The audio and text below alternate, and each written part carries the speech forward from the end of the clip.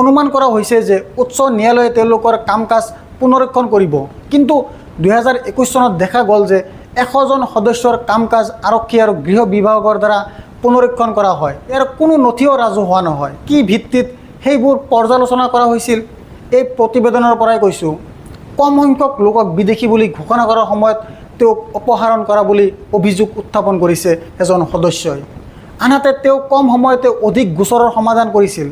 একে সময়তে কম গোচৰ নিষ্পত্তি কৰা কিন্তু অধিক লোকক বিদেশী বুলি ঘোষণা কৰা এজন সদস্যই সেৱা বৃদ্ধি পালে। গতিকে এনে পক্ষপাত দুষ্ট কথাও এই প্ৰতিবেদনত আছে। সদস্য নিযুক্তি আৰু অপসাৰণৰ ক্ষেত্ৰত ৰাজনৈতিক হস্তক্ষেপৰ সম্ভাৱনা প্ৰবলভাৱে দেখা গৈছে। 2019 চনত এবছৰৰ চুক্তিত 221 জন সদস্য নিযুক্তি দিয়া হৈছিল। 2021 চনত অসম চৰকাৰে তেওঁলোকৰ সেৱা বন্ধ কৰে। কোৱা হৈছিল যে যেতিয়া NRCক অৱগত কৰা হ'ব তেতিয়া ভৱিষ্যতে তেওঁলোকৰ সেৱাৰ কথা বিবেচনা কৰা হ'ব। আনহাতে মূল নিযুক্তি পত্ৰত NRCৰ কোনো উল্লেখ নাছিল।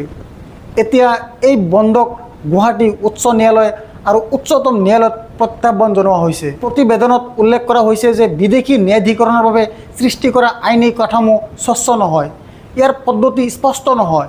গতিকে ইয়াৰ অধীনত ন্যায্য বিচাৰৰ কোনো সম্ভাৱনা নাই।